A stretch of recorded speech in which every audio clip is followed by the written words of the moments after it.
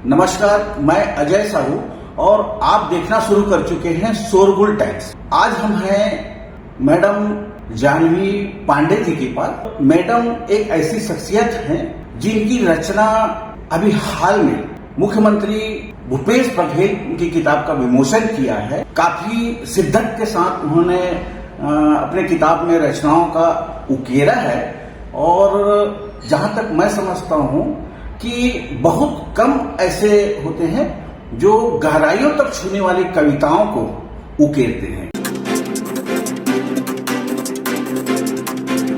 तो आज हम उनसे बात करेंगे कविता को लेकर, साथ में यह जानने की कोशिश करेंगे कि आखिर कविता लिखने की रुचि कैसे पैदा हुई, क्योंकि हर इंसान की रुचि होती है, उसी हिसाब से वो काम करते हैं। आज हम सबसे पहले और खास बात ये बता दें कि मैडम जानवी पांडे के पति आईपीएस अधिकारी हैं और फिलहाल दुर्ग में उनकी पोस्टिंग है।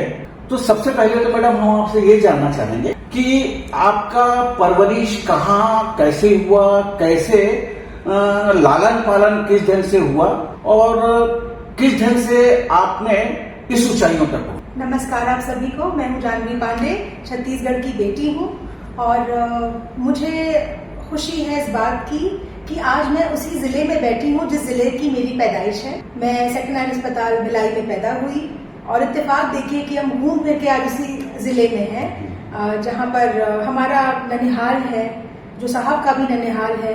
अपनी जमीन से खासा लगाव होता है और किसी भी ईमानदार शख्स को जहाँ से वो होते हैं अपनी जड़ों से प्रेम होना स्वाभाविक मैं मानती हूँ। तो हमारे लिए बड़े सुख का और गर्व का विषय है कि आज हमको उसी जगह में रहने का दोबारा ईश्वर ने मौका दिया है जहाँ की हम उपज हैं। आपके परिवार में कितने लोग हैं? मैं फिलहाल अभी आपके मदर फादर की बात कर रहा हूँ, ससुराल पक्ष की बात नहीं कर रहा हूँ, क्योंकि आपकी परवरिश, शुरुआती परवरिश उन लोगों ने की है। बाद में आप जो है सर के साथ आपकी रिश्ता जुड़ा है, तमाम तरह की बातें हैं। उस बैकग्राउंड के बारे में थोड़ा सा बताइए हमारे दर्शकों को। तो मेरी माँ जो है वो गवर्नमेंट पीजी कॉलेज दुर्ग में उन्होंने 27 साल हिंदी पढ़ाई है, जिसके बाद उनका चयन यूपीएससी के थ्रू लबासना मसूरी के लिए हुआ। वही कारण था कि हमको हमारी जमीन हमसे खींचती गई और हम बस गए उत्तराखंड जाकर। पिता मेरे एक बहुत ही शानदार लाइफ पार्टनर है मेरी माँ के, क्योंकि मैंने कभी भी कोई स्टीरियोटिपिकल चीजें या जेंडर बायस ईश्वर की दया से अपने घर में देखा नहीं। तो वो अक्सर कई बार अगर मम्मी लेट आती थी तो डैडी और हम दोनों बहनें मिलकर के बिल्कुल दस्तरख्वान माँ के लिए सजाते थे, और अगर पिता लेट आ रहे होते थे तो वही काम मम्मी और हम दोनों बहनें करते। माँ मेरी इस राज्य की प्रथम महिला डीलिट है और डीलिट करने का पूरा श्रेय, मेरी माँ का जो डीलिट करने का श्रेय है वो मेरे पिता को जाता है। क्या बात? जो कहते थे कि तुमको ऐसा कुछ करना है, मेरी बीवी को ऐसा कुछ करना है जो इस राज्य में किसी महिला ने पहले ना किया हो, तुम डीलिट जरूर करो। और वो कारण बना कि यूपीएससी के थ्रू जो सिलेक्शन हुआ, 3 लोग शॉर्टलिस्ट हुए थे, उनमें से एक मेरी माँ थी and she was the youngest woman sir जिनके पास डीलिट था। तो वो बात हुई। पिता मेरे बीएचयू से एमडी मेडिसिन है, अपने बैच के टॉपर हैं। और मेरे दादाजी श्री नरोत्तम लाल पांडे, स्वर्गीय नरोत्तम लाल पांडे, मेरे नाना श्री स्वर्गीय रामस्वरूप मिश्र जी, बर्रापट महा मिश्रा परिवार। तो इन दोनों के बारे में मैं आपको बताना चाहूंगी। दादाजी मेरे ज्यादा पढ़े लिखे नहीं थे। दादाजी अपने छोटे भाइयों की पढ़ाई के लिए खेती करते थे, खेती किसानी करते, पर वो बड़े रिस्पॉन्सिबल पिता थे। उनका ये मानना था मैं बड़ा भाई हूँ, अपने छोटे भाइयों को पढ़ा रहा हूँ, मेरे बेटे को मैं पढ़ाऊँ। तो उनकी जो वो सोच थी, मेरा ये मानना है अगर हम नहीं ज्यादा पढ़े लिखे कोई बात, हमारे मन में पढ़ाई को लेके पॉजिटिविटी का जज्बा होना अति आवश्यक है। जो हमसे प्रेम करता है वो सबसे पहले हमसे प्रॉमिस करता है कि हमारी उड़ान में बाधा नहीं बनेगा, जो मेरे दादा ने मेरे पिता के लिए किया। तब पिता जो है उन्होंने वो बीएचयू एमडी मेडिसिन हुआ, जो उनके लिए स्वर्णिम समय की शुरुआत थी। दादी मेरी कहती हैं, बताती थी मुझे पहले, अब तो वो नहीं रही, वो कहती थी कि बेटा 4 बेटी के होए के बाद जब मोर राज होइस तो मोला पहली बार डल्लक के गद्दा में सुते के मौका दिस मोर सास। इतना अंतर आता है। कई बार हम बुरे नहीं होते पर हमारी सोच छोटी हो जाती है, क्योंकि हम छोटे छोटे परिवेश में रह करके कुएं का मेंढक बन जाते हैं। तो हम शुक्रगुजार हैं उन सब लोगों के जिनका पॉजिटिव इन्फ्लुएंस हमारी लाइफ में आता है।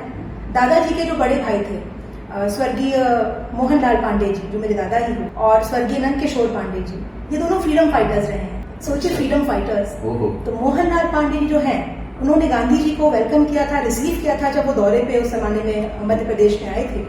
और ये कहती हूँ मैं जितने बार, उतनी बार मेरे खून में मुझे लगता है कि बहुत ही शुभ सी एनर्जी का संचार होता है। लगता है कि अगर मैं उनकी पोती हूँ, जिन्होंने गांधी जी को छुआ, उनसे मिले, उनसे प्रेरित हुए, और प्रेरित वो इस कदर हुए। वो अपने जमाने में MA इंग्लिश BHU, सोचिए MA इंग्लिश फ्रॉम BHU। तो उन्होंने गांधी जी से मिलने के बाद एक कविता का संग्रह लिखा। हमारे खून में कविताएं हैं। तो उन्होंने लिखा गांधी दी एब्स्ट्रैक्शंस। उनको जो उनसे मिलने के बाद जो भी अनुभूति हुई उसको उन्होंने कागज पे लिख दिया, और इतना सुंदरता के साथ लिखा कि अगर आज भी आप पढ़ने बैठेंगे तो आपको डिक्शनरी कंसल्ट जरूर करनी पड़े। तो ये मेरे पिता के घर का बैकग्राउंड था, माहौल था। ब्राह्मण पारा, आजाद चौक बहुत नोटोरियस था, बदमाश थे। और मेरी दादी कहती थी, बेटा कीचड़ में कमल सरीखे मुराज हकी, ओकर होए के बाद मोला जग का सुख मिलिस, जग का समृद्धि मिलिस, जग का मान सम्मान मिलिस, वो कभी पहले नहीं मिले रही। तो दादा दादी को बड़ा गर्व था जब मेरी माँ मेरे पिता की पत्नी बनकर आए, तो उनको इस बात पे बड़ा ही गर्व था कि हम एक पढ़ी लिखी बहू घर में ला रहे हैं। तो ये परिवेश था सर। ननिहाल में मेरे नाना जो है वो संस्कृत, हिंदी, इंग्लिश, उर्दू बिल्कुल फराटे से बोलते थे। उनसे बहुत सीखने को मिलता था। जितनी बार भी मैं कोई मेडल जीतती थी, अंग्रेजी के बाद का ठेका मेरे पिता का था। वो उनको भाषा से बड़ा लगाव हमेशा से था। He is a polyglot author. Medicine में उनकी किताबें हैं, मेडिसिन मेकिंग को लेकर बोले। माँ मेरी प्रशासनिक, अपने जीवन का प्रशासनिक अंग उन्होंने लवासना से शुरू किया, और यहाँ वो मंत्रालय में JD भी रही। रिटायरमेंट होम डिपार्टमेंट से हुआ, महासमुंद PG कॉलेज से जी। तो भाषा को लेकर जो रुझान था मेरे परिवार का, नाना बहुत पढ़े लिखे थे। लेकिन मैं ये कहना चाहती हूँ अपने दर्शकों को, आप सबको, कई बार ऐसा हो सकता है। देखिए, मेरे नाना का परिवार, दादा का परिवार, मेरे खुद के सगे जो मेरे नाना हैं, वो शानदार हर भाषा में थे। वो एक गवर्नमेंट ऑफिसर थे। उन्होंने अपने बच्चों को आलिशान परिवेश दिया। मेरे दादा जो शायद पढ़े लिखे नहीं थे, उन्होंने अपने बच्चे को इतना पढ़ाया क्योंकि उनमें वो जज्बा था कि कहीं वो रुक ना जाए, कहीं मेरा नहीं पढ़ पाना उसकी बाधा ना बन जाए। तो शत प्रणाम है ऐसे बड़े बुजुर्गों को, घर वालों को, जो दूरदृष्टि पक्का इरादा रखते हैं कि वो अपने कुनबे को तारेंगे शिक्षा के माध्यम से। वैसे आप लोग कितने भाई बहन? हम लोग 2 बहनें हैं। अब मेरे माता पिता को 2 औलाद चाहिए थी, और जैसा कि मैंने कहा, BHU के दिनों में मेरे पिता डॉक्टर जानवी टंडन से खासा प्रभावित थे। तो वो कहते थे, मेरी माँ को बताते थे कि अगर हमारी बिटिया होगी, मेरा बड़ा मन है कि हमारी बेटी हो। और सोचिए, ये शख्स उस जमाने में बेटी होने की बात कर रहा था। मेरी पैदाइश है 1989, 20 जुलाई की। तो मेरे पैदा होते ही उन्होंने मेरी माँ को बोला, जिन प्रोफेसर से मैं प्रभावित था, क्या तुम मेरी बेटी को मुझे उसका नाम रखने दोगी? तो मेरी माँ ने कहा, पति वो तुम मेरे, इतना तो अधिकार बनता है। तो उन्होंने मेरा नाम डॉक्टर जानवी टंडन के ऊपर जानवी रखा। और दादाजी को मेरे पैदा होते ही इतनी विलक्षण अद्भुत खुशी हुई, मैं नहीं जानती क्यों। वो खुश थे कि उनके बेटे की औलाद हुई है। उनको संतान से मतलब था। उनको कोई फर्क नहीं पड़ता था कि बेटा हो रहा है कि बेटी हो रही है। सर इस हद तक वो खुश थे कि अगर आप उस ब्राह्मण पारा, आजाद चौक के मेरे घर में जाएंगे, तो मेरा नाम जो दादा ने मुझे दिया, खुशबू, वो आपको उस घर में खुदा हुआ दिखेगा। और वो घर लगभग 120-150 साल पुराना होगा, नॉट श्योर, 120 ईयर्स ओल्ड और 150 ईयर्स ओल्ड। अपनी पढ़ाई लिखाई के बारे में थोड़ा सा बताइए। पढ़ाई लिखाई, मेरे माँ बाप क्योंकि दोनों कामकाजी थे और उनकी 2 बेटियां थी, तो उनका एक ही मोटो था लाइफ में कि हमारी नन्ही सी जान हमारी आंखों से ओझल नहीं होनी चाहिए। तो मम्मी के जो कॉलेज था, गवर्नमेंट PG कॉलेज, जो BIT के सामने है, तो उसके अहाते के पास एक स्कूल हुआ करता था, लिटिल एंजल्स, जो बहुत पास था, बाउंड्री वॉल के उस तरफ था। तो वही उनका क्राइटेरिया था कि पत्थर फेंकूं लेक्चर के बीच में तो मैं भाग के अपनी बच्ची को देखकर आ सकूं। तो वहां से हमारी प्रारंभिक शिक्षा की शुरुआत हुई। बहुत अच्छे टीचर्स मिले, बहुत अच्छे गुरु का मिलना किसी बहुत बड़े आशीर्वाद से कम नहीं होता। जो आपको पहली बार कलम पकड़ना सिखाते हैं, जो आपके पहली बार कानों को ऐंठते हैं जब आप कुछ बदमाशी करें, तो उसकी शुरुआत वहां से हुई। क्लास 8 तक मैं यहाँ थी। वो स्कूल बाद में एंजल वैली कहलाने लगा था, लेकिन जो उस समय चला रहे थे उस स्कूल को, उन्होंने वो किसी और को हैंड ओवर कर दिया। पर मैं नाम लेना चाहूंगी डॉक्टर SK महाजन का, जो उस समय प्रिंसिपल थे जब मैं छत्तीसगढ़ छोड़ करके मसूरी जा रही थी। मसूरी जब मैं जा रही थी तो उन्होंने कहा था मेरे माता पिता को कि आप अपनी बेटियां प्लीज हमारे पास छोड़ दीजिए, हमारे घर के बच्चों को जो इतने होनहार हैं पढ़ने में, ये हमारा नाम रोशन करेंगे, इनको मत लेके जाइए, कल को कोई और इनको क्लेम करेगा, पाला तो हमने है। तो गुरुओं को प्रणाम, गुरुओं को मन से प्रणाम। गुरु से बड़ा कोई शुभ चिंतक नहीं होता।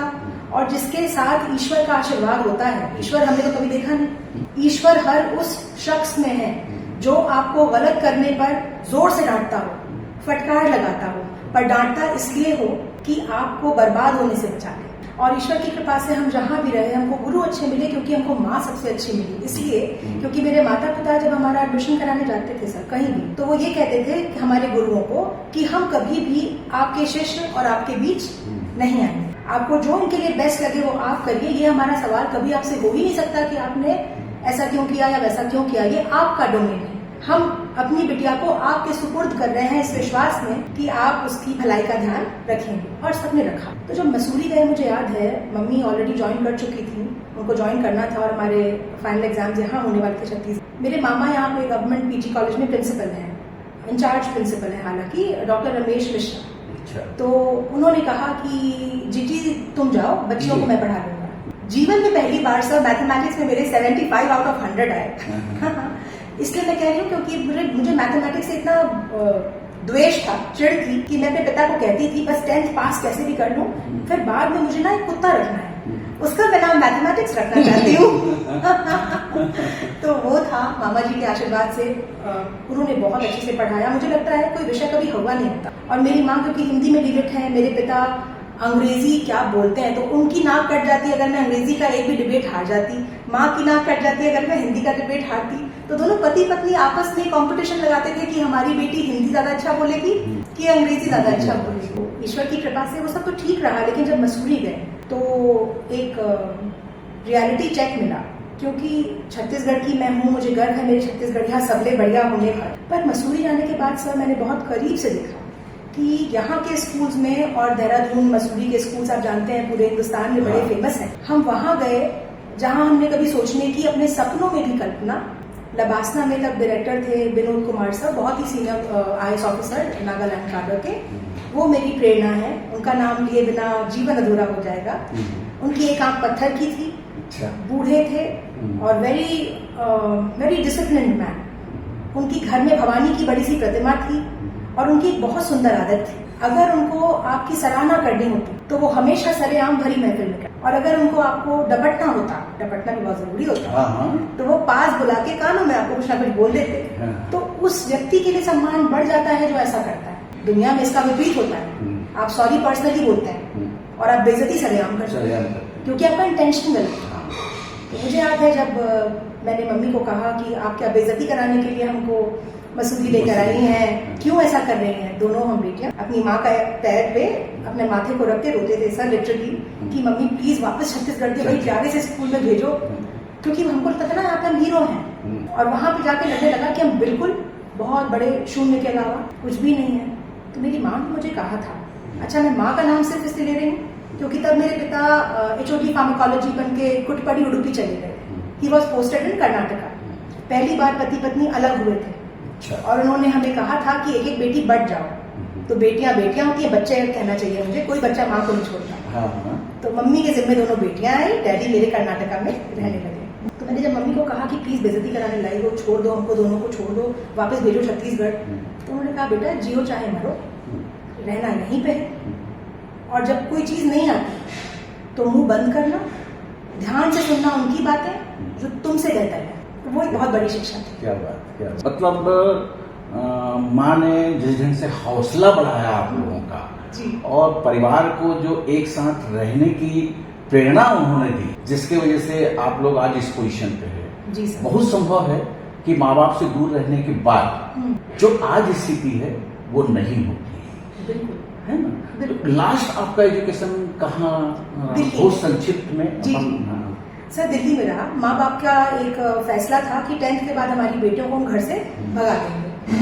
तो उन्होंने दोनों को एक एक ATM कार्ड दिया। ATM में क्या कहते हैं, स्वयं का उन्होंने कार्ड दिया। उन्होंने कहा कि बेटा हम अपने चेकबुक से विड्रॉ कर लिया करेंगे पैसा, लेकिन तुम हमारे कार्ड्स को रखो ताकि तुम्हें पता हो तुम्हारे माता पिता की सैलरी कितनी है। अब तुम चाहे बर्बाद करो चाहे आबाद करो।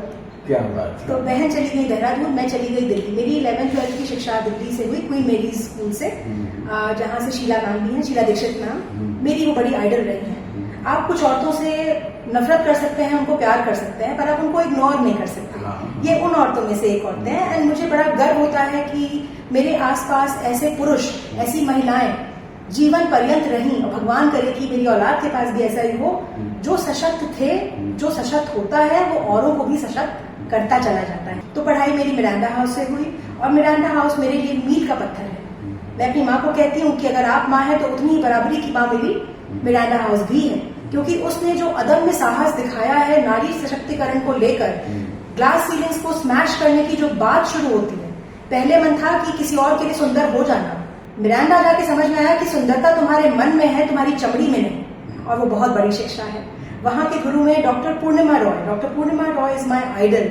वो कुछ साल IAS रही, फिर उन्होंने कहा कि देश की सेवा के लिए सिर्फ ब्यूरोक्रेट बन के ही तुम कर पाओगे सेवा, ये कोई अच्छी बात है नहीं। उन्होंने वो छोड़ करके टीचिंग ज्वाइन की मिरांडा हाउस में। शी तो छोटी पॉलिटिकल साइंस, तो मेरी पॉलिटिकल साइंस में वहां से मेरी पढ़ाई हुई। मास्टर्स इंग्लिश में है मेरा सब, और तो जो भी पॉलिटिकल साइंस और इंग्लिश मिला के बनता है वो मैं लिखती चली जा रही हूँ हर भाषा में, छत्तीसगढ़ी, हिंदी और अंग्रेजी में मैं लिखती हूँ। कविता के प्रति आपका रुझान कब से हुआ, और इसके लिए मेन प्रेरणादायक किनको मानते हैं आप? कविता लेखन की शुरुआत? कविता लेखन की शुरुआत मुझे जहां तक याद है, मैंने क्लास 2 से लिखना शुरू किया था सर। मोहन नगर के हमारे ननिहाल वाले घर में, जो बड़ा सुंदर सा बड़ा सा घर था, अब उजाड़ हो गया। तो उस समय में मुझे याद है जब सारे मम्मी के भाई बहन बैठते थे, 4 भाई 2 बहन, पिता के घर में 4 बहन 2 भाई, और माँ के घर में 4 भाई 2 बहन, और नाना की सख्त नसीहत अपने बेटों को कि तुम्हारे अगर 4 के एक दोस्त भी आएंगे तो यहाँ तो घर भर जाएगा, तो तुम में से किसी का भी दोस्त मेरी बेटियों के आसपास अलाउड नहीं है।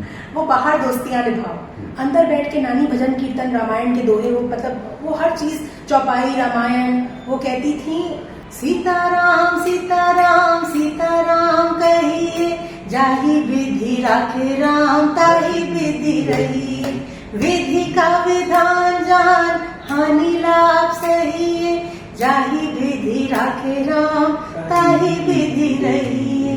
तो मैं उस परिवेश में पढ़ रही थी जहाँ पे जस गीत हो रहा था, जहाँ पे कोई कंघी बजाता है, कोई मटकी, कोई तबला, किसी के पास गंजी है तो गंजी, मतलब बड़ा संगीत में, और वातावरण ऐसा जहाँ मेरी माँ मैथिली शरण गुप्त को, निराला जी को, उनकी पंक्तियों को कहती थी, और जहाँ हम, मेरे पिता संस्कृत में वैसे बात करते हैं सर जैसे अभी हमारा हिंदी में वार्तालाप कर रहे हैं, तो हमको बड़ा अजीब लगे कि हम तो कुछ, हम हाँ बोलने की एक्टिंग कर सकते हैं, पर जितनी आलिशान संस्कृत वो बोलते हैं वो मैं नहीं बोल सकती। पर मुझे खुशी इस बात की है कि घर में पढ़ाई को लेकर, भाषा को लेकर, और खासकर संस्कार को लेकर, मेरे नाना कहते थे, दादा भी मेरे कहते थे कि जो संस्कार विहीन ज्ञान है वो सिर्फ बर्बादी की शुरुआत होती है। बिल्कुल सही है। तो जहां तुमको लगे कि तुम पे अगर पावर, पैसा, रौब हावी हो रहा हो, तो तुम जान जाना बेटा कि तुम्हारी बर्बादी की वो प्रथम ही ट्रक दी गई है। तो किसी हालत में ये बातें तुमको कभी इम्प्रेस न कर पाए। इम्प्रेस तुम्हें किसी की सादगी, अच्छाई और ऑनेस्टी लगनी चाहिए।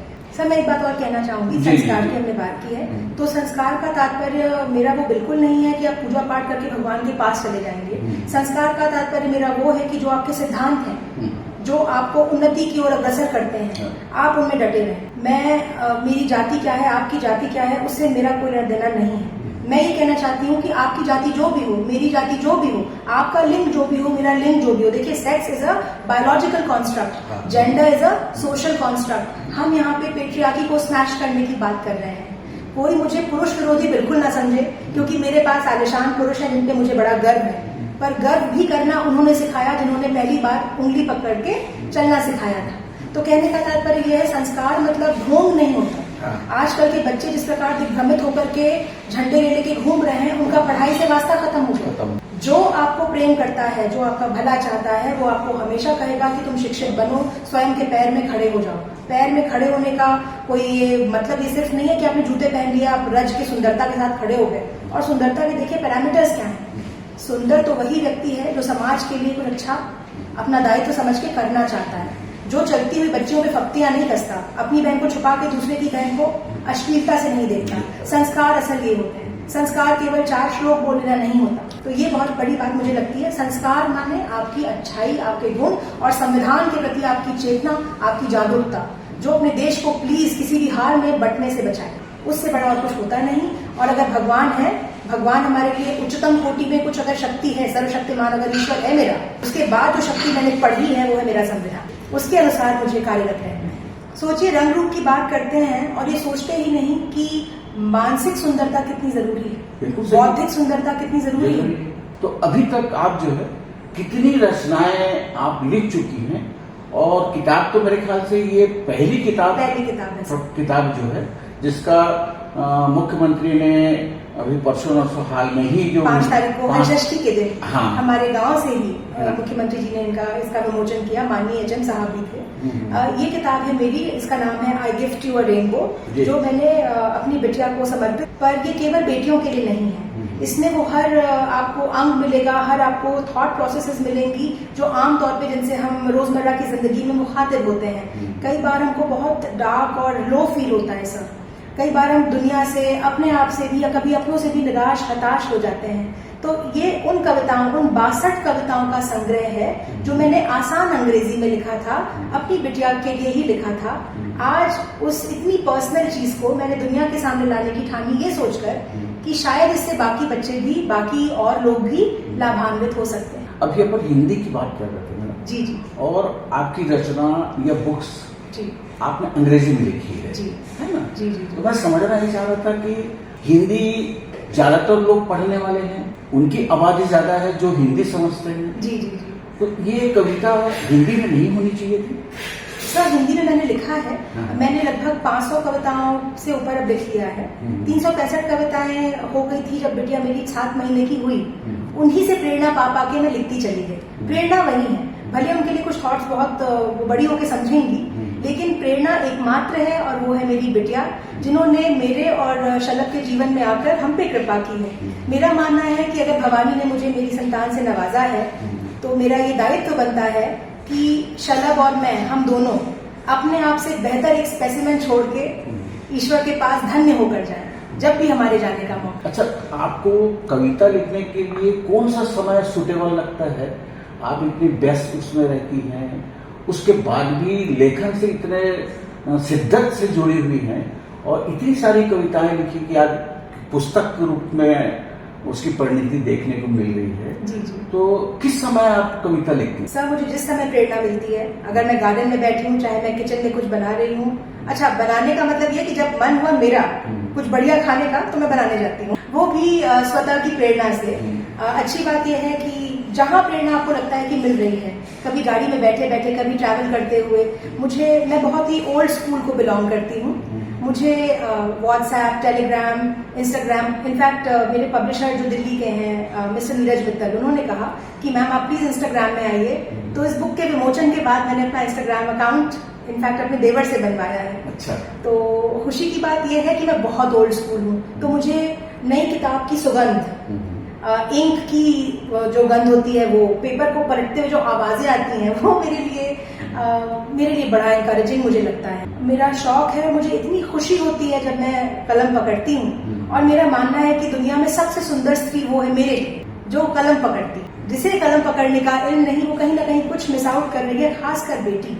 और हम सबका ये कलेक्टिव सोशल दायित्व है कि हम अपने घर के हर एक बच्चे को, बेटा हो चाहे बेटी हो, उसको सोशली अवेयर करते हुए कलम का सही इस्तेमाल करना अवश्य सिखाएं। ये बहुत अच्छी बात आपने कही है। आज इस इलेक्ट्रॉनिक युग में लोग लिखने की आदत लगभग छूटते जा रही है ना? कंप्यूटर में बैठे अपना और सीधा टाइप करना शुरू करते हैं, है ना? सर मुझे बड़ा अनकंफर्टेबल लगता है, बहुत टीडियस लगता है। मैं तो बड़ी खुश हूँ अपने कागज और कलम के साथ, क्योंकि कलम और कागज का जो रिश्ता है वो भी बहुत अद्भुत है, विलक्षण। लेकिन धीरे धीरे ये हो रहा है, तो आपने ये अच्छा मेंटेन करके रखा है कि नहीं, दुनिया कहीं कुछ भी हो जाए, हम तो लिखेंगे। हम तो लिखने की जो आदत है, पेन और कलम के रिश्ते को बनाए रखेंगे। बिल्कुल बिल्कुल। मेरे पास बड़े अपनी स्मृति के लिए वो बहुत ही फनी, बहुत ही बुद्धू, बहुत ही मासूम से खत हैं जो मैंने 2002-03 में अपने नाना को लिखे थे, अपने दादा को लिखे थे। कुछ भी लिखा था, अच्छा नहीं लिखा था, पर बात यह है कि जिसको वो खत दिया गया, उसने उसको बड़े प्रेम से अपने पास संभाल के रखा, याद के रूप में। तो आज वही पढ़ के जो उनकी यादें ताजा हो जाती हैं, वो भी मुझे लगता है कि कहीं ना कहीं उनका आशीर्वाद ही है मेरे साथ। तो ये समझाइए मेरे को कि आपकी रचनाओं में, जी, आपकी कविताओं में आखिर संदेश क्या रहता है समाज के लिए, और ज्यादातर आप किसको प्रेफरेंस देना चाहेंगे कि आपकी कविता में हम कहीं कहीं से लेखन के क्षेत्र से जुड़े तो उनका रहता है कि समाज में एक ऐसा संदेश जाए। तो आपकी रचनाओं में किस तरह के भाव प्रकट होते हैं? मेरी रचनाओं में आपको हमेशा बच्ची को सशक्त करने वाले भाव मिलेंगे। जो पिता, जो भाई, जो पति, जो बॉयफ्रेंड सच में समानता को, लैंगिक समानता को समझने की कोशिश करता है, वो कभी हताश नहीं होगा। लेकिन जो भी व्यक्ति इस बात को महत्व नहीं देता, जो भी व्यक्ति व्हाट्सएप और जोक्स, मिसोजिनिस्टिक माने नारी से नफरत करने वाली चीजों को, देखिए बहुत सटल साइंस होते हैं। फॉर एग्जाम्पल, अगर आप समृद्ध हो रहे हैं, आपने कुछ अच्छा किया अपने ऑफिस में, अगर आप मेरे पिता हैं, अगर मैं आपके लिए खुश हो सकती हूँ, तो दायित्व तो आपका भी बनता है जब बेटी कुछ बढ़िया करे, आपको गर्व हो। लेकिन अगर आप चाहते हैं कि गर्व हमें ही आप पर हो और आप हम पे गर्व ना कर सके, तो ये रिश्ता इक्वल नहीं है, ये प्रेम का रिश्ता नहीं है। तो मेरे हर कहानी में हिंदी, छत्तीसगढ़ी, मुझे खुशी है कि छत्तीसगढ़ी में और हिंदी में भी मेरी बहुत सारी कविताएं हैं जिनको मैं सोच रही हूँ कि मैं प्रकाशित कब करवाऊंगी, कहाँ से करवाऊंगी। ये किताब तो दिल्ली से प्रकाशित हुई क्योंकि दिल्ली मेरे लिए उतना ही जरूरी है और मेरी आत्मा का अभिन्न अंग है, उसी प्रकार जिस प्रकार छत्तीसगढ़ है, क्योंकि वहां पे भी बहुत, मेरा कॉलेज, मेरा स्कूल, मुझे बहुत कुछ मिला है। जहां से आपको सीखने का मौका मिलता है वो जगह आपके लिए खास हो जाती है।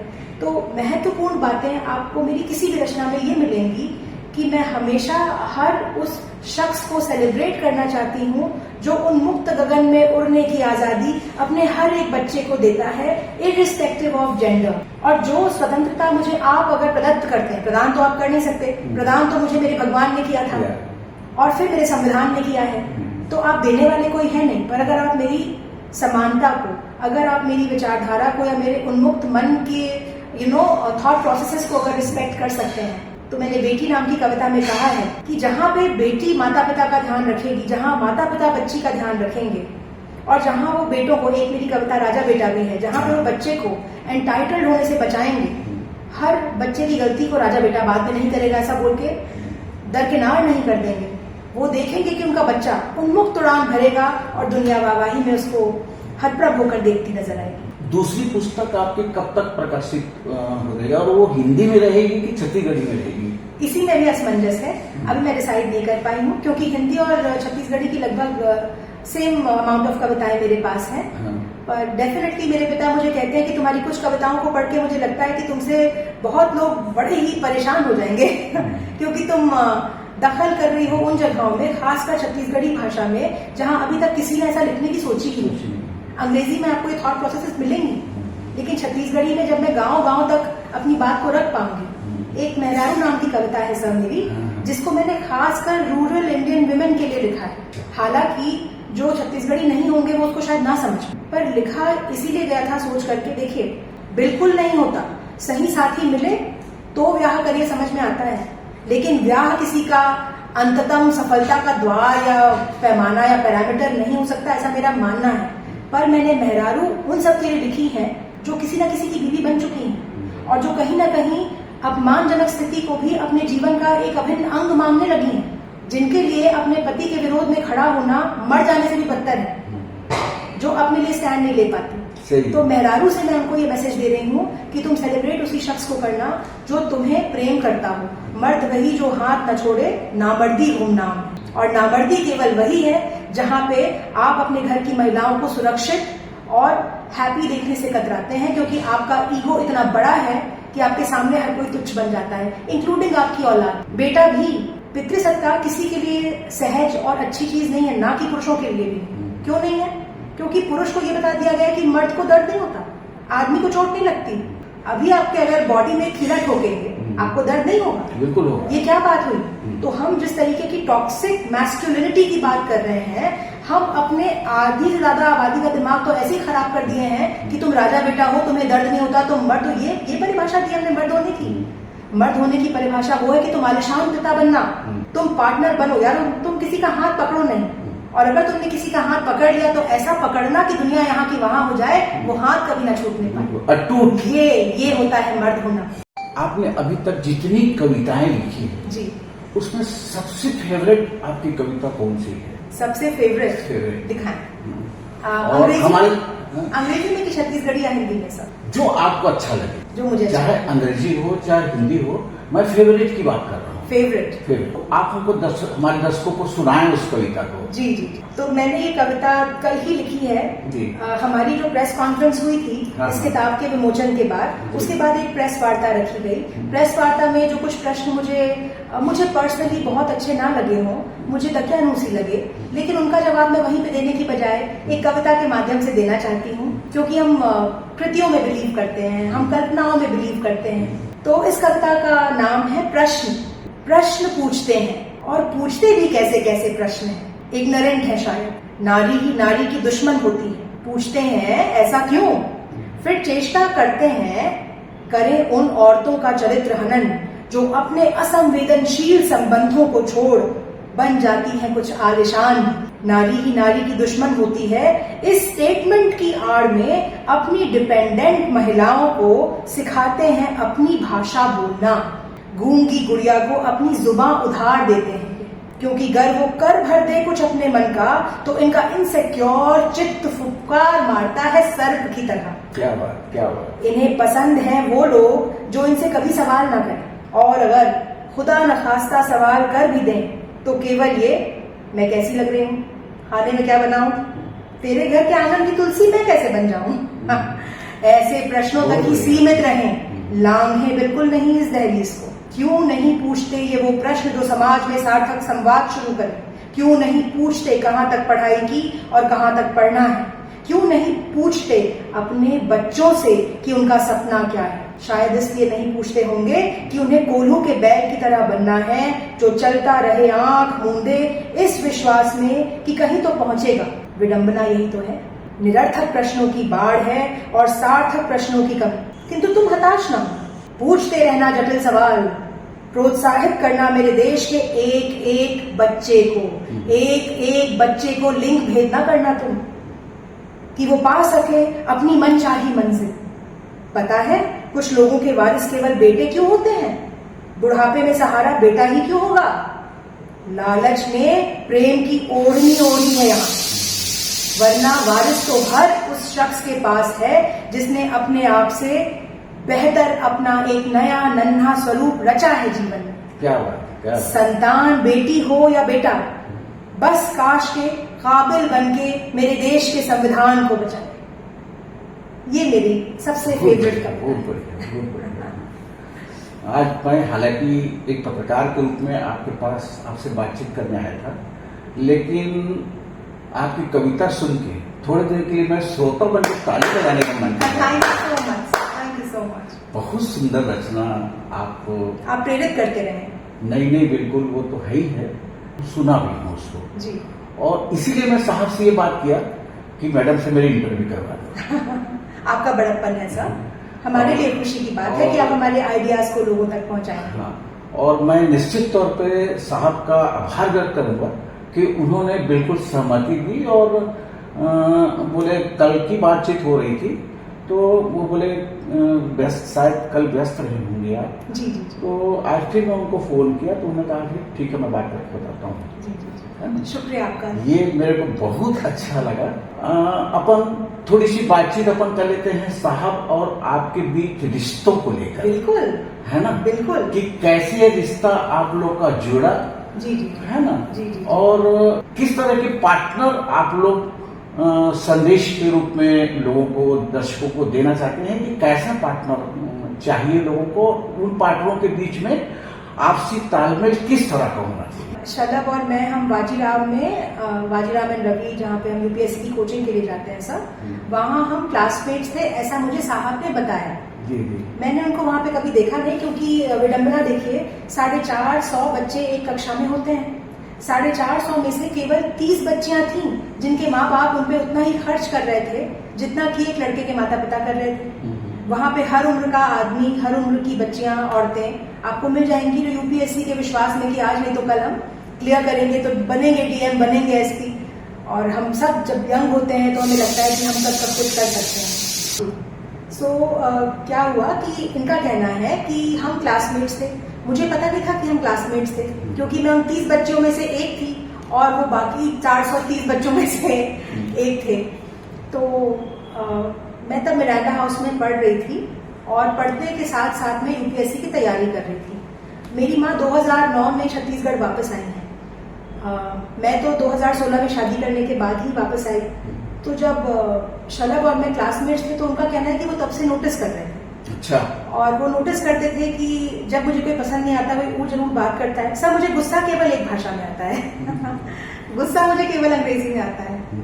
तो उनको लगता था कि अगर मैं बात करूंगा, कहीं अगर ये कुछ बोल दें तो फिर बड़ा अजीब हो जाएगा। तो उन्होंने कभी कोई बात कभी नहीं की। मतलब मैं नहीं जानती थी कि वो मेरे क्लासमेट हैं। और फिर इन्होंने यूपीएससी क्वालिफाई की तो इन्होंने कहा कि तब मुझे लगा कि मैं तुमसे जरूर बात करूं, बिकॉज देख तो मैं 5 साल से रहा था। तो हमारा एक दोस्त है जो शलभ का बैचमेट है, 2014 बैच के, वो आईएफएस अधिकारी हैं जो मेरे दोस्त हैं। अच्छा।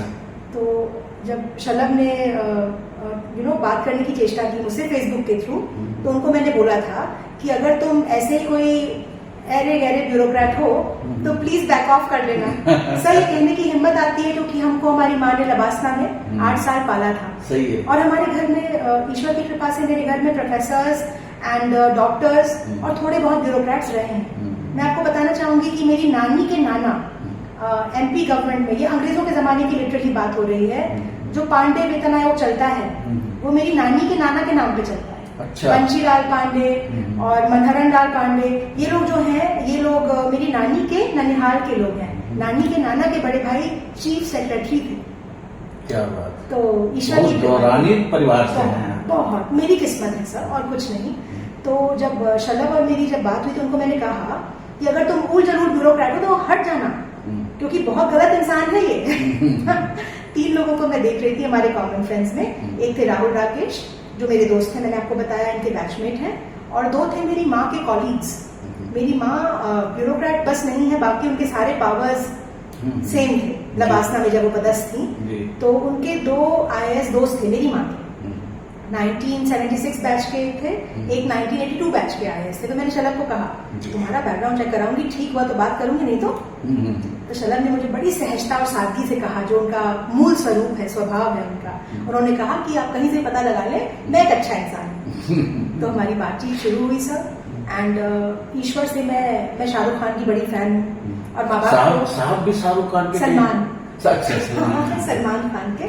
तो मैं माँ बाप को कहती थी मैं ना भाग के शादी करूंगी, 9वीं जमात से मैं कहती थी मजे में शाहरुख खान की मूवीज देखकर। तो मेरी माँ कहती थी तुम भाग के शादी कर ही नहीं सकती बुद्धू। मुझे बड़ा आता था गुस्सा कि कैसी माँ है, विश्वास अपनी बेटी पे ही नहीं कर रही। तो कहती थी वो इसलिए कि तुम जिसको भी चुनोगी ना बेटा, उसको हम भी तुम्हारे लिए चुनेंगे। कितनी बड़ी बात है सब, सच में। और जब वो मौका हुआ, जब मैंने मम्मी को कहा कि मम्मी अगर कोई अच्छा इंसान है आप कैसे जानेंगे, अगर 4 लोग ऐसा कुछ प्रपोजल रखें तो आपको कैसे पता कि कौन सही कौन गलत। सही है। तो कहती हैं तुम एक्सपेरिमेंट के तौर पे 4 को ये कह सकते हो कि मेरे माँ बाप से बात कर लो। तो उनको मैंने कहा मम्मी तो बहुत लड़कियां ऐसा कह देती हैं 4 लोग पहुंच जाएंगे। तो मेरी माँ ने कहा तुम बाकी माँ बाप को अपने माँ बाप की तरह नहीं समझना, हर किसी की हिम्मत नहीं होगी तो वो तुम्हारे घर में आकर के तुम्हारे बारे में तुम्हारे माता पिता से बात करेगा। एंड सर मुझे बहुत गर्व है कि शलभ और मेरी शादी बिल्कुल वैसे ही हुई जिन सिद्धांतों पे मैं बड़ी हुई। दहेज के खिलाफ है हम, मैं खिलाफ हूँ, मिरांडा हाउस के खिलाफ है, हम ग्लास सीलिंग्स को जो स्मैश करने की बातें कर रहे हैं, हम जेंडर इक्वालिटी की बात कर रहे हैं, लैंगिक समानता जिसे कहते हैं।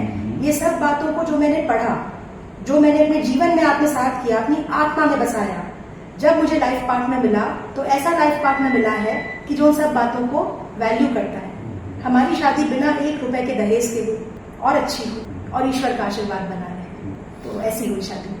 आप जब कविता लिखती हैं, और क्योंकि साहब का भी रुझान गाने की ओर है ना, साहब अच्छा गाते हैं, बहुत अच्छा गाते हैं, है ना। मैं 1-2 गाने उनकी देशभक्ति को लेकर सुना हुआ हूँ। तो साहब क्या कहते हैं आपसे? साहब मेरी कविताओं को तभी सुनते हैं जब आप सब सुनते हैं उनके पास अक्सर समय नहीं होता है, टाइम बे टाइम आते हैं जाते हैं। और हाँ, मैं एक बात अपनी सब लेडीज को बताना चाहती हूँ, बच्चियों को, औरतों को, अपनी बहनों को, माओ की उम्र की औरतों को, कि याद रखिए, प्लीज याद रखिए, पति कभी परमेश्वर नहीं होता पति अगर अच्छा है तो बहुत शानदार चीज है, एक आशीर्वाद है। अगर सच्चा साथी नहीं होता तो उसका होना नहीं होना दोनों एक बराबर बात है। बिल्कुल सही बात है। जी जी, एक बराबर बात है। तो अच्छी बात ये थी कि शलभ और मैं, हमारी जिंदगी बिल्कुल वैसे ही है जैसे हमारी शादी के पहले रही होगी, इन द सेंस कि उनका टाइम खाने पीने सोने का सब अलग है, मेरा एकदम सेपरेट है। कभी कभार जब हम साथ में खाना खाते तो बड़ा पार्टी सा माहौल मेरे मन में मुझे लगता है वो बहुत रेयरिटी होती है। आईपीएस ऑफिसर है, टाइम से घर में नहीं रहते हैं। बिल्कुल सही। जी जी जी। सुबह का नाश्ता तो कम से कम आप लोग साथ करते होंगे, ब्रेकफास्ट जो है? सुबह का शेक हम साथ में पीते हैं। हाँ। और लंच नहीं होता है साथ में, डिनर कभी कभार हो जाता है। और सब मेरी आदत है दिल्ली की, अपने हॉस्टल लाइफ की, 7 बजे शाम को मेरा खाना हो जाता है। फिर कोई कितने बजे खाए, नो प्रॉब्लम। तो अपना हम टाइम टेबल अपना अपना फॉलो करते हैं। और जब भी हमें मौका मिलता है तो वो मुझे गाना सुना देते हैं या मैं उनको गाना या कविता सुनाने की चेष्टा कर लेती हूँ। खाली समय में क्या करती हैं? मुझे पढ़ने का बहुत शौक है। Leo Tolstoy, Gandhi, Haruki Murakami, ये मेरे बड़े फेमस एंड फेवरेट राइटर्स हैं जो मुझे निरंतर प्रेरित करते हैं। प्रेमचंद को देखिए, प्रेमचंद की जो कविता, जो नॉवल था, सॉरी, वनिता, उसमें वो कहते हैं, उनका 2 दोस्तों की कहानी है, अमृत राय और एक और कुछ नाम मैं भूल रही हूँ उनका। जो दूसरा दोस्त होता है वो अमृत राय जी से नफरत करने लगता है क्योंकि वो इनसिक्योर हो जाता है। अमृत राय की साली उनकी बहुत बड़ी फैन थी और साली इस दोस्त की जब पत्नी बनती है तो बार बार वो अपने पति को कहती है अमृत राय क्या आदमी है। तो दोस्त के मन में ईर्ष्या जाग जाती है। हालांकि दोस्त बड़े प्रगाढ़ मित्र थे, अभिन्न थे एक दूसरे से, लेकिन जब से वो उनकी साली थी, जब उनकी पत्नी बन गई तो ये पौराने लगे कि जब देखो जीजे की तारीफ एक्सेप्टेबल नहीं होती बल्कि सहज होना चाहिए था। बिल्कुल सही। तो ये जो दोस्त है जो अब इस लड़की का पति बन गया, वो पूरे समाज में ना इनके खिलाफ चीप बातें, झूठ फैलाने लगता है। अमृत राय ये बात जानते थे। तो बाद में जब इनको भान होता है कि मैं कितना बेवकूफ हूँ, जलन के मारे, ईर्ष्या के मारे, वो लड़की कितनी साफ दिल के मुझे बता रही है, मैं कितना निकृष्ट आदमी हूँ कि मैं उनके खिलाफ अशुभ बातें फैला रहा हूँ। तो बाद में वो जाते हैं अमृत राय के पास और कहते हैं कि मुझे माफ करो अमृत, मुझसे बहुत बड़ी गलती हो गई, मैंने बड़ी अश्लील बातें, वाहियात बातें, झूठ सब तुम्हारे खिलाफ बोल दी। तुम विधवाओं के लिए आश्रम चलाते हो, हमने ये बोल दिया कि तुम शोषण वोषण करते हो, जबकि जो शोषण कर रहे हो तो घर में बैठे हुए लोग हैं जो कहते हैं कि हम विधवा को कोई बात नहीं, आ जा, मैं तेरे बाप के समान हूँ, और आप कर रहे हैं शोषण। तो जो शुभ कर रहा है उसके खिलाफ मैंने अशुभ बातें फैलाई, उसके लिए मैं बड़ा शर्मिंदा हूँ। तो अमृत राय के थ्रू प्रेमचंद इतना सुंदर संदेश देते हैं सर। वो कहते हैं, उनको आलिंगनबद्ध करते हैं और उनको कहते हैं कोई बात नहीं, welcome back to my fold, तुम्हारा तो नीच होना तय था। इंसान थोड़ी सी सुख समृद्धि, पैसा, पोजीशन पाके नीच हो जाता है और तुमको तो पत्नी के रूप में सरस्वती और लक्ष्मी का अद्भुत समागम मिला है, तो तुम्हारा तो नीच होना तय था। क्या बात है, क्या अच्छी बात है कि तुम वापस इस बात को समझ पा रहे हो कि तुमसे गलती हो गई। देखिए ये बोलते बोलते मैं रॉन्ग टेक खड़ी हूँ। नहीं, बिल्कुल अच्छी बात। अच्छा, मैं ये जानना चाहता था कि कविता के अलावा जी आपको और किस किस चीज का शौक है? शौक, मुझे आपको मैं सच कहूँ तो मुझे लगता है कि अगर आप मुझे कुछ तोहफा देना चाहें तो मुझे एक किताबों से भरे कमरे में बंद करके भूल जाइए कि मैं हूँ। मुझे किताबों पे खो जाना बड़ा पसंद है, गाना गाना पसंद है, छत्तीसगढ़ी जस गीत मुझे अच्छे लगते हैं। छत्तीसगढ़ी की 2-3 गाने हालांकि मैं जानती हूँ पर कुछ बहुत ज़्यादा अच्छे लगते हैं, इनको मैं रिपीट में सुनती हूँ। मर्रा मेरे ननिहाल का गाँव है, इल्दा की मैं बेटी हूँ, इल्दा मेरे ददेहाल का गाँव है। और गाँव से लगाव होने का कारण है कि दादा नाना के मैं बहुत करीब थी। हमारे माँ बाप ने हमको कभी भी दोनों परिवारों में चुनना नहीं सिखाया, उसके लिए मैं उनकी शुक्रगुजार रहूंगी, क्योंकि जितनी मैं पांडे हूँ उतनी ही मैं मिश्रा हूँ, उतनी ही मैं सिन्हा हूँ। शलभ की दादी मुझे बहुत प्रेरणास्पद लगती है, क्योंकि देखिए जब हमारी शादी हुई, हम इंटरकास्ट मैरिज है, प्रेम विवाह भी है, दादी ने माथा चूम के मुझे बोला था कि बेटा वेलकम। ये बहुत बड़ी बात होती है। तो बड़ा कहीं भी हो, जो बड़ा वही है जो आपको आशीर्वाद दे सकता है। और मुझे खुशी होती है जब मेरे देवर, जब मेरे भाई, दोनों को बराबरी से डपटती हूँ, दोनों को बराबरी से प्रेम करती हूँ। घर में जो भी आएगा, जो अपना है, उसका तहे दिल से स्वागत है। तो ये ईश्वर की कृपा रही है। और अगर देखा जाए कि मेरी रुचियां किन जगहों में है, तो मेरी रुचियां सच्चे संबंधों में है। अगर मुझे लगता है कि आप आर्टिफिशियल हैं सब, तो मैं दोबारा आपसे मुखातिब नहीं हो सकती। अगर लगता है कि आप अपने हैं, आपसे मुझे कुछ सीखने को मिलेगा, तो आपकी डांट भी स्वीकार है। दिल की बातों को ईमानदारी से कहने की चेष्टा करती हूँ। और बाय द वे, मैं किसी भी नारी का या किसी भी पुरुष का आकलन जब मुझे ईमानदारी से अगर करना हो, आपको बताऊं, तो मुझे ये लगता है जो अपने घर के पुरुष का, जो अपने घर की स्त्री का आपस में अगर हम सम्मान नहीं कर सकते, तो हम समाज में सम्मान पाने के योग्य नहीं है। दूसरी बात, जब भी अगर मैं आपकी फैन हूँ, अगर आप कोई बहुत बड़े शख्सियत हैं और अगर मैं आपके पास पहली बार जाती हूँ, मिलती हूँ आपसे, मैंने कहीं आपको सुन लिया कि आप मेरे सामने ही अपनी बेटी को या बीवी को बदतमीजी से कुछ बोल रहे हैं, उसी वक्त आप मेरी नजर में एकदम गिर जाते हैं। सही है। तो मेरा आकलन आपकी पोजीशन से डिपेंड नहीं करता है। मेरा आकलन तभी होगा जब मैं देखूंगी कि आप कितने प्रेम पूर्वक ढंग से, सम्मान के साथ, त्रुटियां मुझसे हो सकती हैं पर त्रुटियों को बिना इंसल्टिंगली पॉइंट आउट किए भी आप बता सकते हैं। मेरा ये मानना है जब कोई चाहता है कि आप आगे बढ़ें तो वो आपको हताश करके नहीं चलता। तो घर में वातावरण का अच्छा होना, एक शुद्धता का होना और दहलीज के बाहर और अंदर की दुनिया में अंतर समझ पाने की जो जिम्मेदारी है वो हम सबकी कलेक्टिव जिम्मेदारी है। जितनी पुरुष की है उतनी ही महिला की है। साथ साथ खड़े होकर आगे बढ़ना है, आगे पीछे पीछे आगे का कोई मतलब नहीं। एसपी सलभ सिन्हा जी को जी आप पति के रूप में पाकर कैसा फील करते हैं? बहुत बढ़िया। अच्छी बात यह है कि वो पति बनने के बाद वो रूढ़िवादी हिंदुस्तानी पति का उन्होंने स्वरूप कभी धारण नहीं किया। इसीलिए हम उनको आज भी सेलिब्रेट करते हैं। खुशकिस्मती है मेरी कि हम अपने आपस में एक दूसरे के इक्वल पार्टनर्स हैं। जब वो मुझे फीडबैक देते हैं किसी चीज का, अगर वो वाजिब फीडबैक है तो मैं उनका धन्यवाद करती हूँ, और अगर वो ना वाजिब, मुझे लगता है कि वाजिब नहीं है, तो मैं कहती हूँ कि नहीं, ये तो नहीं हो सकता। जो चीजें नॉन नेगोशिएबल है वो नॉन नेगोशिएबल ही है। अच्छी बात यह है कि हम एक दूसरे से ऑनेस्टी से बात करते हैं।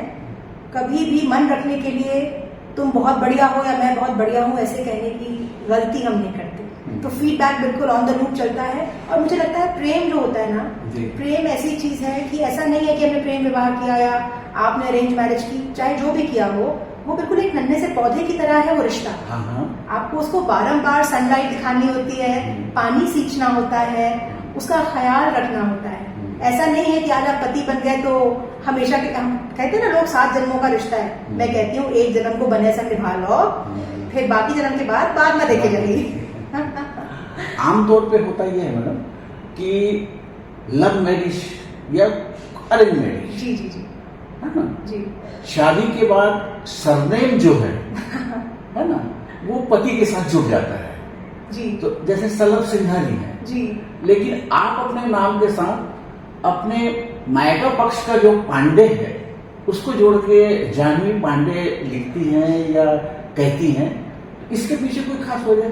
नहीं, वजह वही है, अपने माँ बाप का दिया। आप किसी से इतना प्रेम बिल्कुल ना करें कि अपने माँ बाप का दिया हुआ नाम ही बदल के किसी और के नाम पे रख लें। मेरा ये मानना है, यही मैं अपनी बेटी को भी सिखाऊंगी कि जिस घर से तुम जन्मी हो तुम आजीवन वहीं की हो, क्योंकि तुम पराया धन नहीं हो। तुम कभी मरते दम तक, मेरे मरते तक तुम कभी मेरे से पराई थोड़ी ना हो सकती हो। मेरे खून का अंश हो, तुम मेरा अंग हो, मेरा सब कुछ हो, मेरी भवानी का महाप्रसाद हो। तो मुझे लगता है कि ये बिल्कुल भी वाजिब चीज नहीं है कि किसी और का नाम लगा लिया जाए। पति चाहे जो भी हो, पत्नी चाहे कोई भी हो, है वो कोई दूसरा ही। आपके निजत्व बोध पे किसी प्रकार से आप स्वयं ही चोट करें और उसको प्यार का लबादा उड़ा दें, वो मुझे समझ नहीं आता। प्रेम अगर है तो वो हमेशा एक दूसरे की शुद्धता के अवसर खोजेगा, वो सिर्फ सरनेम लगा देने से सिद्ध नहीं हो जाता, ऐसा मेरा मानना है। आपने शोरगुल टाइम्स के लिए समय निकाला और हमारे दर्शकों को बहुत सारी ऐसी जानकारी दी है जो प्रेरणादायक है। मैं शोरगुल की ओर से आपका आभार व्यक्त करता हूँ, धन्यवाद देता हूँ। मैं आपका आभार व्यक्त करती हूँ कि आप समय निकालकर मेरे पास आए।